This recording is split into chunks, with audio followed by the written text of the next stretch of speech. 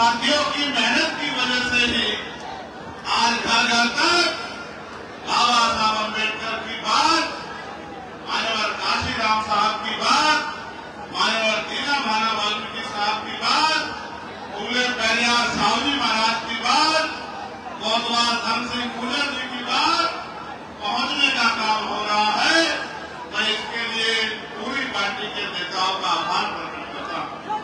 इस मंच पर उपस्थित आजाद समाज पार्टी के राष्ट्रीय नेतागण, प्रदेश के नेतागण, अनुशासन समिति के साथियों, मिशन 78 के साथियों और मेरे सामने उपस्थित नौजवान साथियों, बड़े बुजुर्गों और इधर मेरी बहनें जो बहुत लंबे समय से यहाँ आशीर्वाद देने के लिए पहुंची हैं, मैं आपका बहुत बहुत आभार प्रकट करता हूं इस प्यार और इस आपके विश्वास के लिए जो आपने हम लोगों को दिखाया। अपनी बात को शुरू करते हुए मैं सभी धर्मों में जन्मे सभी संतों, गुरुओं और महापुरुषों को नमन करता हूं। नमन महापुरुष और उन महापुरुषों को जिनकी वजह से भारत में समता, समानता, बंधुत्व, भाईचारे की बात आगे बढ़ रही। मैं महामानव तथागतपुर से लेके संत शिरोमणि सतगुरु रविदास, भगवान वाल्मीकि, गुरु नानक देव, संत कबीर, नारायण गुरु, गुरु घासीदास, संत गाडगे जी महाराज और मां सावित्रीबाई फुले, मां राष्ट्रपिता ज्योतिबा फुले, मां फातिमा शेख, छत्रपति साहू जी महाराज, डॉक्टर बाबा साहब अम्बेडकर, ईवी पेरियार रामानायक स्वामी, पेरियार ललाई यादव, बाबू जगदेव प्रसाद कुशवाहा, जननायक कपूरी ठाकुर, महामना रामसु वर्मा, चौधरी महाराज सिंह भारती, सर छोटू राम, मान्यवर दीना भाना वाल्मीकि और मान्यवर काशीराम साहब को नमन करता।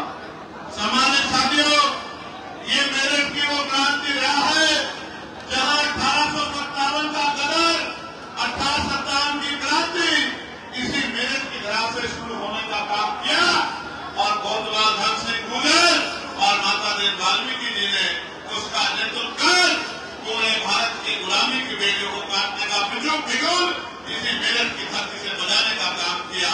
हालांकि उनके इतिहास को छिपाने का काम किया, उनके इतिहास को चुराने का काम किया, उनको जमी दर्ज करने का काम किया, लेकिन जब तक हम जैसे लोग जिंदा हैं अपने महापुरुषों के इतिहास को न दबने देंगे और न ही किसी को चुराने देंगे। महापुरुषों के इतिहास को हर घर पहुंचाने का काम करेंगे। जिन कोतवाल सिंह, धन सिंह गुर्जर को, इनके इतिहास को, उनके बलिदान को, मेरठ के संघर्ष को दबाने का काम किया, आपके भाई ने पार्लियामेंट में उसे महापुरुष जिसने बलिदान का इतिहास लिखा, कोतवाल धन सिंह गुर्जर के लिए भारत रत्न देने की मांग की और गुर्जर रेजिमेंट को बहाल करने की, गुर्जर रेजिमेंट को बनाने की मांग की। ये मांग मैंने क्यों की, इस बात को मैं आपको आगे बताऊंगा। सामान्य साथियों, नौजवानों का जो जन संग्राम में देखना, मैं मानता हूं उनको कोई आंधी तूफान नहीं रोक सकता है, उनको कोई गर्मी नहीं रोक सकती है, उनको कोई सर्दी नहीं रोक सकती है। आज भीम आर्मी के संघर्ष से जो स्वाभिमान की ज्वाला उनके अंदर धड़क रही है, वो दिन दूर नहीं कि ये स्वाभिमान की ज्वाला बड़े बड़े सत्ताधारियों का तख्ता पलट करके रख देगी, वो दिन अब दूर नहीं है।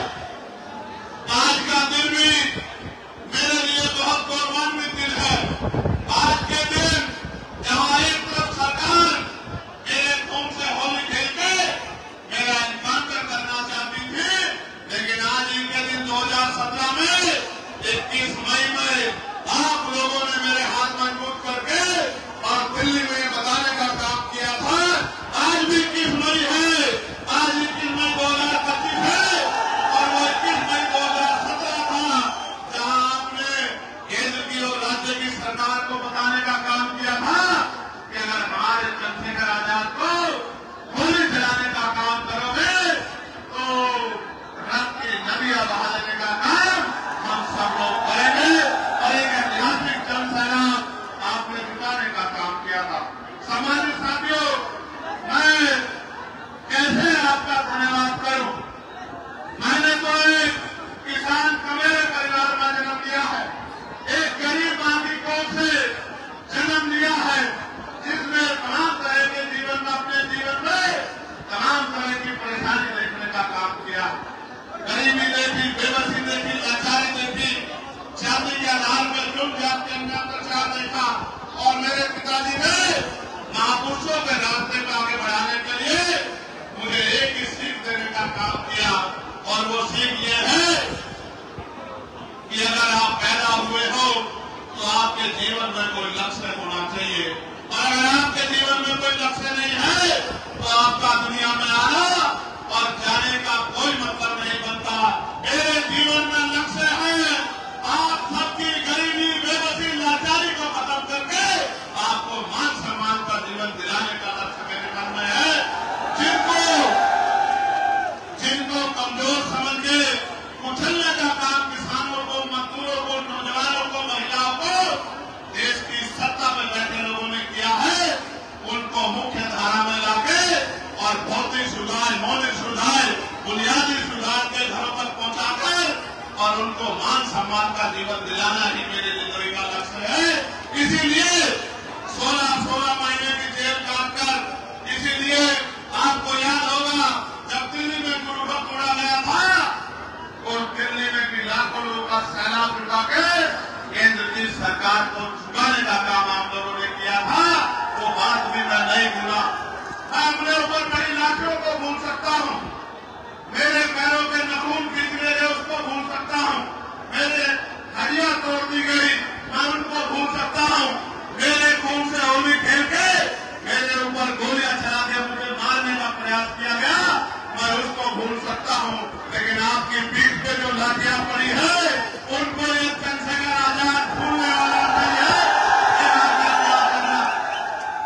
इस रैली को करने का भी एक मकसद है, इस रैली को मेरठ में करने का भी एक मकसद है। ये मेरठ क्रांति रहा कही जाती है और इसी मेरठ में जब आपकी बारात रोक के आपके स्वाभिमान से खेलने का प्रयास किया जाता है तो मेरी रातों की नींद हराम हो जाती है कि मेरठ की क्रांति रहा में अगर अब हमारी बारात रुकने लगी तो बाबा साहब अम्बेडकर ने जो संविधान में हमें समानता का अधिकार दिया था उस अधिकार का क्या मतलब। मुझसे पहले निजाम चौधरी जी ने आपको बताने का काम किया कि चाहे किसान हो, नौजवान हो, मेरे भाई सिख समाज के लोग हों, मुस्लिम समाज के लोग हों, ईसाई समाज के लोग हों, जैन समाज के लोग हों, बौद्ध समाज के लोग हों, पहलवान बेटियां हों, किसानों का 13 महीने का आंदोलन हो, कोई ऐसे संघर्ष लड़ाई नहीं है जिसमें भीम आर्मी आजाद समाज पार्टी ने आगे बढ़ के हिम्मत जुटाने का काम न किया हो, उनका हौसला बढ़ाने का काम न किया हो। आप महसूस करके देखो, जब मैं पार्लियामेंट में नहीं गया था तो ये पैसे वाले क्या कहते थे कि अकेला चंद्रशेखर क्या कर लेगा, ये चंद्रशेखर तो पार्षद भी नहीं बन पाएगा, ये चंद्रशेखर तो चेयरमैन भी नहीं बन पाएगा। मेरठ के लोगों ने तो पार्टी के 3 पार्षद बना के आपके उन गद्दारों का मुंह बंद करने का काम किया था और आपने दोनों हाथ भागे। नगीना का धन्यवाद कीजिए मेरे साथ, दोनों हाथ भागे। नगीना के लोगों ने अपनी मेहनत करके एक पैसा जुटा के और वोट की ताकत से आपके चंद्रशेखर आजाद को देश की सबसे बड़ी पंचायत में भेजने का काम किया। और आप बताओ, पार्लियामेंट में जाने के बाद कोई एक ऐसा मसला बताओ जिसमें आपने आवाज दी हो और चंद्रशेखर आजाद ने उस मामले को पार्लियामेंट में उठा के आपकी लड़ाई को मजबूत करने का काम न किया। कोई एक भी मामला ऐसा नहीं है। जब संत सद्गुरु रविदास महाराज की जयंती का अवकाश नहीं हुआ तो पार्लियामेंट में लड़ लड़के मैंने अवकाश कराने का काम किया। जब बोध गया का मुक्ति आंदोलन चला 75 साल के इतिहास में और जब से लोकतंत्र लागू हुआ है किसी ने बोध गया मुक्ति की बात नहीं की। भगवान बुद्ध के उस पावन तीरथ पे जहां भगवान बुद्ध को ज्ञान प्राप्त हुआ है, आपके भाई चंद्रशेखर आजाद ने सरकार की आंखों में आंखें डाल के वो बोध गया को मुक्त कराने के लिए आवाज उठाने का काम किया। भगवान बुद्ध की बात को, उनकी अपने पवित्र तीर्थ को आगे जो है वो बुद्धों के पास आ जाए, इसकी मांग को उठाने का काम किया। समाजी साथियों, आपको याद होगा पार्लियामेंट में मैंने ही डॉक्टर बाबा साहब अम्बेडकर की जयंती को राष्ट्रीय पर्व घोषित किया जाए इसकी मांग उठाई थी। जब मैंने मांग उठाई तो सरकार के लोगों ने घबराकर बाबा साहब अम्बेडकर की जयंती पे अवकाश घोषित करने का काम किया। आप ये सोचो, अभी तो चंद्रशेखर अकेला वहां है। जिस दिन चंद्रशेखर के साथियों को आपने भेजना शुरू कर दिया, आप ये देखना अभी तो मुद्दे उठ रहे हैं, फिर कलम पकड़ के आपके काम कराने का काम यही नौजवान करेंगे जो आज आपके सामने मंच पर बैठे हैं और आपकी लड़ाई को लड़ने का काम कर रहे हैं। मैं जानता हूं ऐसे वाले लोग हमारे लोगों का मजाक उठाते हैं, मेरे नौजवान नेताओं का, मेरे भाइयों का मजाक उठाते हैं, कहते हैं नौजवान लोग क्या करेंगे। जब एक चंद्रशेखर पूरी पार्लियामेंट में अपनी पहचान बना सकता है तो ये एक नौजवान उत्तर प्रदेश का इतिहास बदल के रख सकता है। इस बात को भूलना मत मेरे साथियों। नौजवान, आप समझते हो क्या होता है नौजवान? नौजवान कभी गैर जिम्मेदार नहीं होता, उसके कंधों पर जिम्मेदारी होती है अपने परिवार की, अपने क्षेत्र की, अपने प्रदेश की, अपने देश की। उसके सीने में आग होती है, राष्ट्रवाद की आग उसके सीने में होती है। नौजवान, याद करो आजादी की जंग, करतार सिंह सराफा साहब जिन्होंने सबसे पहले शहादत दी वो 19 साल के थे। शहीद आजम सरदार भगत सिंह 23 साल के थे, इन्होंने मातृभूमि की रक्षा के लिए प्राणों का बलिदान कर दिया। आज जिन नौजवान नेताओं का आप अपमान करने का काम करते हो विरोधियों, वो दिन दूर नहीं, इन्हीं नौजवानों में से कोई विधायक होगा, कोई सांसद होगा, कोई जिला पंचायत का सदस्य होगा, कोई जिला पंचायत का अध्यक्ष होगा, कोई चेयरमैन होगा, कोई प्रमुख होगा। लेकिन जनता ने जिस तरह मेरे सर पे हाथ रखा है, मेरी बात पे पहरा देके इनके सरों पे हाथ रख दिया, वो दिन दूर नहीं कि इन गरीबों की तरफ हाथ उठाने वाला ज्यादा दिन तक चैन की जिंदगी नहीं जी पाएगा। उसको मिट्टी में मिलाने का काम आपकी संवैधानिक ताकत करेगी। मेरी बात को आप याद रखना। अब वो समय बदल गया है, समय बदल गया। हालांकि आप ये भी समझो, हमारी लड़ाई धर्म की नहीं है। सरकार झूठे राष्ट्रवाद की बात करती है। अगर ये भारत अखंड भारत बना है तो सम्राट अशोक के समय में बना है, जब इसकी सीमाएं अफगानिस्तान तक थी, ईरान तक थी। अगर ये दोबारा कभी अखंड भारत बना है तो ये डॉक्टर बाबा साहब अम्बेडकर के संविधान की वजह से बना है, जो संविधान आपको और मुझे बराबरी का अधिकार देता है। सामान्य साथियों, जिसे जिसे ये विरोधी गिराने का काम करेंगे उसका हाथ पकड़ के हम उनको उठाने का काम करेंगे। आगे देखो, लड़ाई धर्म की नहीं है, लड़ाई राष्ट्रवाद की नहीं है, लड़ाई अगर देश में है तो रोटी कपड़ा मकान की। क्या आज आप सब लोगों को खाने के लिए अच्छा भोजन, पीने के लिए साफ पानी, पहनने के लिए अच्छे कपड़े और रहने के लिए पक्की छत मिली है? आप सरकार किसको कहती है कि हम 80 करोड़ लोगों को सस्ता राशन देते हैं? ये 80 करोड़ लोग कौन है? मुझे बहुत जिम्मेदारी से कहना पड़ेगा, ये 80 करोड़ लोग इस भारत के मूल निवासी हैं, इस भारत के बहुजन समाज के लोग हैं, इस भारत के दलित, पिछड़े, मुसलमान, आदिवासी और अन्य धर्मांतरसंख्यक समाज के लोग हैं, जिनको आप अपनी व्यवस्था में आज भी गरीब बना के रखना चाहते हैं। मैं आ रहा था, जगह जगह पर स्वागत हुआ, धूप इतनी शानदार थी, फिर भी नौजवान बैठा हुआ था और लोग मुझसे पूछते हैं कि भाई चंद्रशेखर आजाद, इतनी हिम्मत आप मेरे पास से आती है? जिस समाज का नौजवान गुलामी की बेलियों को काटने के लिए खड़ा हो जाए, वो समाज ज्यादा दिन तक हाशिए पे नहीं रह सकता। इस बात को मैं समझ पड़ेगा। मैं ये भी मानता हूं जिस समाज में सच सुनने की आदत नहीं होती उनके सामने सच बोलने वाला मुजरिम होता है। आप ये बताओ, क्या मैंने कभी आपका हाथ छोड़ा है? दोनों हाथ उठा के बताओ अगर मैंने आपका हाथ कभी छोड़ा हो तो अगर मैंने कभी आपका हाथ नहीं छोड़ा तो क्या अब आपका हाथ मेरे सर में रहेगा नहीं रहेगा? बताओ। मेरी बात को गौर से सुनो। मुस्लिम समाज के भाइयों, जब मुस्लिम समाज में चाहे वक्त का मामला हो या आपकी मस्जिदों मदरसों दरगाहों को जमीन करके या बुलडोजर चला के जब मुस्लिम भाइयों को नुकसान पहुंचाने का काम किया हो, इंसानियत की सवाल को दीवार के आजाद समाज पार्टी ने मजबूत करने का काम किया और सरकार से लोहा लेने का काम किया। बहुत सारे लोगों को तो मुसलमान लब कहने में भी तकलीफ होती है, लेकिन दीवार के आजाद समाज पार्टी ने कभी इस तरह का व्यवहार आपके साथ नहीं किया।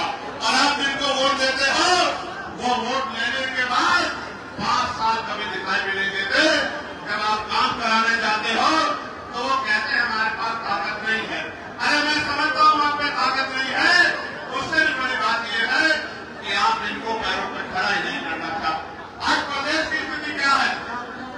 बाल प्रजापति, कश्यप, सैनी, मौर्य, साकेत, कुशवाहा, बिंद, राजपूत, केवट, मेहता, नाथ, पूजन, यादव, तमाम पिछड़े वर्ग के लोग, जाटा समाज के लोग, खानू समाज के लोग, वाल्मीकि समाज के लोग, पासी समाज के लोग, तमाम उनके पढ़े लिखे बच्चे बेरोजगार घूम रहे हैं। कहीं कोई रोजगार नहीं है।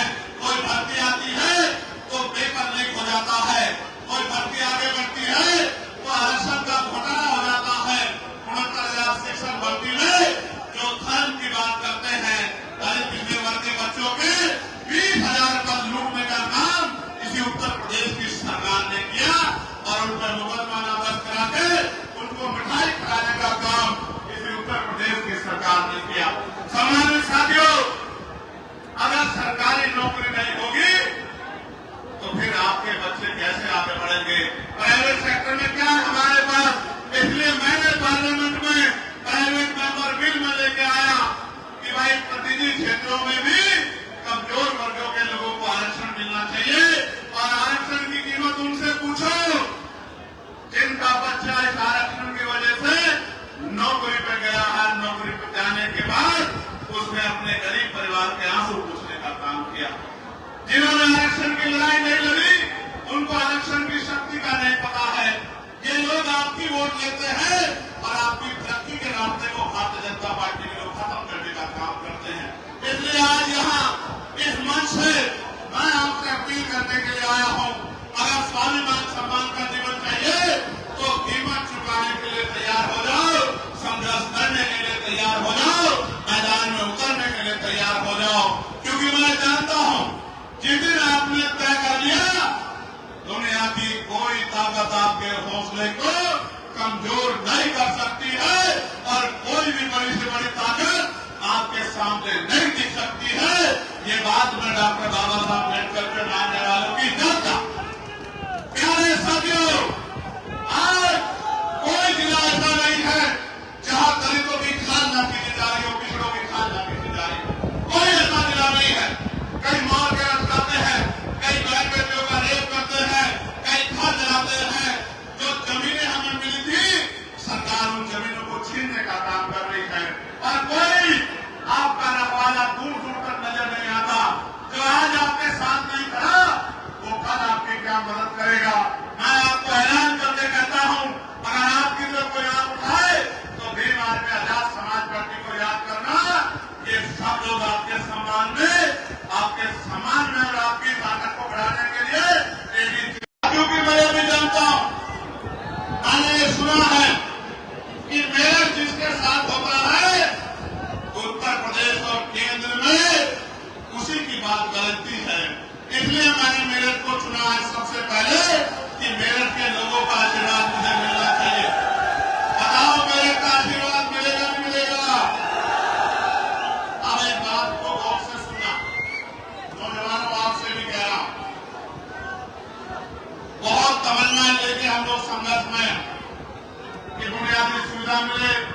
रोटी कपड़ा मकान मिले, नौजवानों को रोजगार मिले, महंगाई और तमाम तरह की परेशानियां खत्म हो।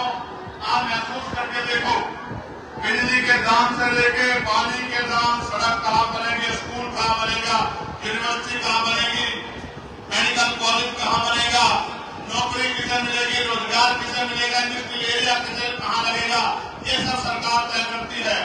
और 2027 में 15 साल का सूखा हो जाएगा। 15 साल का, 15 साल में क्या देखा हमने?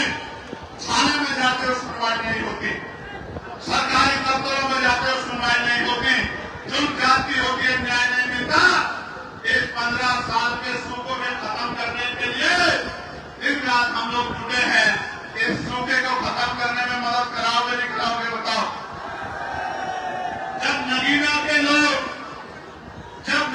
के लोग इस सूखे को खत्म कर सकते हैं, तो क्या मेरठ के लोग इस सूखे को खत्म नहीं कर सकते हैं? बताओ। अभी भी कोई टैक्स देना बाकी है क्या चंद्रशेखर के लिए? कौन हाथ उठा के बताओ, अभी भी कोई टैक्स बाकी है क्या? क्या मेरे समर्पण में कोई कमी है? क्या भीम आर्मी आजाद समाज पार्टी के संघर्ष में कोई कमी है? अब तो आपको हाथ आगे बढ़ाना है और गांव गांव में निकल के बूथ कमेटी, सेक्टर कमेटी, भाईचारा कमेटी बना के अपनी ताकत बढ़ानी है। और आने वाले त्रिस्तरीय पंचायत चुनाव में आजाद समाज पार्टी को ताकतवर बनाओ। बनाओगे नहीं बनाओगे? जोर से बताओ, बनाओगे नहीं बनाओगे? विरोधियों को मुंह तोड़ जवाब दोगे नहीं दोगे? देखो, मान्यवर काशीराम साहब ये कहते थे कि तमन्ना अगर सच्ची हो तो रास्ते हजार होते हैं, तमन्ना अगर झूठी हो तो बहाने हजार होते हैं। भाई दरोगा जी, आराम से।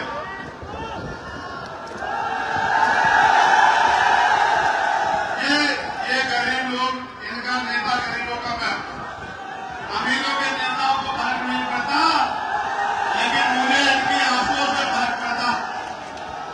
वो मेरा भाई है, मैं उसको कहूंगा कि वो वहीं रुक जाए। ये भी अपनी ड्यूटी कर रहे हैं, मगर तू ये जान ले, मेरे साथ फोटो खिंचवाने से तेरा जीवन नहीं बदलेगा। ये दिन काम में ताकत होगी, रोजगार देकर तेरा जीवन बदलने का काम। जब रोजगार मिलेगा, 4 पैसे जेब में होंगे, तो माँ को हवाई जहाज का सफर कराना, माँ को देश दुनिया दिखाने का काम करना, बहनों के सपने पूरे कराने का काम करना, तब जाके मेरे दिल में भी खुशी होगी जब इस काम को आप लोग करने का काम करोगे। मेरी माँ को दुनिया दिखाने का काम करोगे, उनके आंसू पूछने का काम करोगे, उनको सुख सुविधा देने का काम करोगे, उनकी तकलीफों को दूर करने का काम करोगे, तभी जाके मेरे दिल में ठंडक पड़ेगी। और कोई इसके अलावा रास्ता नहीं है। भाई आप चिंता न करो, आपकी मेहनत और हम सबकी मेहनत मिलकर 2027 में उजाला करने का काम करेगी। मेरे लोगों को याद रखना पड़ेगा। प्यारे साथियों, कुछ मांगे जो मुझको दी गई थी कि इन मांगों पर चर्चा होनी चाहिए। मैं आपको विश्वास दिलाता हूं, आपकी मांगों को पार्लियामेंट में उठाने का काम करूंगा। मैं आपको इस बात का विश्वास दिलाता हूं। मांग ये है कि हस्तिनापुर क्षेत्र को पर्यटक स्थल घोषित किया जाए और रेलवे लाइन से जोड़ा जाए। जिसकी क्षेत्र के लोगों द्वारा लंबे समय से मांग चली आ रही है। मैं आपको विश्वास दिलाता हूं कि आपका चंद्रशेखर आजाद इस मांग को पार्लियामेंट में उठाने का काम करेगा। मैं आपको विश्वास दिलाता हूं।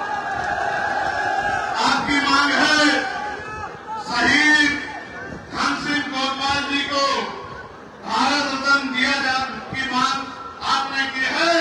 मैं इस मांग को पार्लियामेंट में उठाने का काम करूंगा। मैं आपको विश्वास दिलाता हूं। और आपने ये भी मांग की है कि भारतीय सेना में गुजर रेजिमेंट बनाई जाए। आपकी इस मांग को भी मैं पार्लियामेंट में उठा चुका हूं। अभी राजकाज हम पे नहीं है, वरना हम इसको पूरी भी कर देते। मेरी बात को आप याद रखें। आपकी ये भी मांग है कि मान्यवर साहब काशीराम जी को भारत रत्न से सम्मानित किया जाए। को भी जोर शोर से पार्लियामेंट में उठाने का काम करूंगा। और एक चीज देखिए आपने भाटी जी, जब मैं गुजर रेजिमेंट बनाने की मांग कर रहा हूं तो ये तमाम लोग ताली बजा के उसका स्वागत कर रहे हैं। इस बात को तोड़ने के लिए मेरे जाने के बाद ये चुट्टी का जोड़ लगाया जाएगा कि ये गुजर, पिछड़े, दलित समाज में, मुस्लिम समाज में एकता ना बन जाए। आप देखो इनका दिल कितना बड़ा है। बताओ गुजर रेजिमेंट बननी चाहिए। मैं सम्मानित साथियों, एक रेजिमेंट की मांग, जो जमात रेजिमेंट की मांग, वो बहुत पुरानी रेजिमेंट की, जानते हो लोग। मैं उसका इतिहास भी बता देता हूं। ऐसा नहीं कि मैं हवाई बात करता वकील। ये एक ऐसी रेजिमेंट थी जिसने सेकेंड वर्ल्ड वॉर में बर्मा में जाके अपना लोहा मनवाने का काम किया था और बैटल ऑफ ऑनर लेने का काम किया था। अंग्रेजों ने रेजिमेंट को खत्म करने का काम किया, क्योंकि इस रेजिमेंट में आजाद हिंद फौज जो देश के लिए लड़ रही थी, उनके खिलाफ लड़ने से मना कर दिया था। ये वफादार, राष्ट्रवादी और देश के प्यार करने वाली रेजिमेंट थी। मैं इस रेजिमेंट को बहाल करने की मांग भी पार्लियामेंट में उठा चुका हूं, क्योंकि मैं मानता हूं कि आज हमारा एक नौजवान देश की सेवा में योगदान देना चाहता है, बॉर्डर पे जाके दुश्मन को खून मिट्टी लगाना चाहता है। मैं इस बात को मानता हूं। मैं तो चाहता हूं हर किसान को मेरे की भारतीय सेना में पर्याप्त हिस्सेदारी होनी चाहिए। देश की शिक्षा और चिकित्सा एक समान की जानी चाहिए। इन दोनों मांगों को मैं पार्लियामेंट में उठा चुका हूं कि राष्ट्रपति हो या किसान मजदूर की संतान, सबको शिक्षा एक समान, सरकारी स्कूल में सबको पढ़ाओ और बेहतर से बेहतर शिक्षा दिलाओ, तो गरीब का बेटा भी पढ़ लिख के आगे बढ़ सके और शिक्षा रूपी हथियार का फायदा ले सके। और सरकारी हॉस्पिटल में भी सबको पर्याप्त इलाज मिले, प्राइवेट में जेब ना करे, टैक्स के नाम पे लूट ना हो, इसकी मांग भी मैं कर चुका हूं। देश में कर्मचारियों की ये मांग है कि पुरानी पेंशन बहाल की जाए। इसके लिए भी मैं कई बार पार्लियामेंट में आवाज उठा चुका हूं, लेकिन निगम में सरकार कर्मचारियों के दुख को नहीं समझती। नगर निगम में संविदा कर्मियों को नियमित किया जाए एवं देश में संविदा समाप्त की जाए। मैं आपको विश्वास दिला कहता हूं, जितने संविदा कर्मचारी अभी जिस डिपार्टमेंट में लगे हैं, आजाद समाज पार्टी ताकत में आने के बाद सबको पक्की नौकरी हम लोग दिलाने का काम करेंगे। ये बात मैं आपको विश्वास दिलाता हूं। नगर निगम में नहीं, 2 अप्रैल 2018 में जो SC/ST के लोगों पे झूठे मुकदमे लगा के यहां भी शहादत हुई थी, मुजफ्फरनगर में भी शहादत हुई थी। आपको अंकुर याद है, नहीं याद है? शहीद हमारा भाई अंकुर, उन झूठे मुकदमों को वापस लिया जाए, इसकी मांग भी मैं पार्लियामेंट में उठा चुका हूं। वक्फ बिल जो देश के मुसलमानों के खिलाफ है, इसको वापस लिया जाए, इस कानून को वापस लिया जाए, इसकी मांग भी हमारी पार्टी जोर शोर से उठा रही है। और तहसील मैदान मवाना में जो 40 वर्षों से रविवार को 1000 लोगों द्वारा अपने ठिये लगा के अपने परिवार में बच्चों का पालन पोषण करते थे, वर्तमान सरकार उत्तर प्रदेश के मंत्री के इशारे पर पुलिस द्वारा पैड लगाकर सामान बेचने वालों पर लोगों पर लाठीचार्ज किया गया, और जिसके कारण में रोष व्याप्त है और रविवार को पैड पुनः लागू किया जाए। भाई मेरी बात पे गौर करना आप सब लोग। सरकार रोजगार तो नहीं दे पा रही है, नौकरी तो नहीं दे पा रही है, इंडस्ट्रियल एरिया तो नहीं लगा पा रही है, लेकिन अगर छोटा मोटा ठेली वाला, सड़क वाला, पटरी वाला, फेरी वाला, ठिये वाला अपना काम करता था, तो इनको भी उजाड़ने का काम कर रही है। जो सरकार गरीबों को उजाड़ने का काम करेगी, उस सरकार को सत्ता से निकाल के फेंकने का काम करोगे नहीं करोगे बताओ।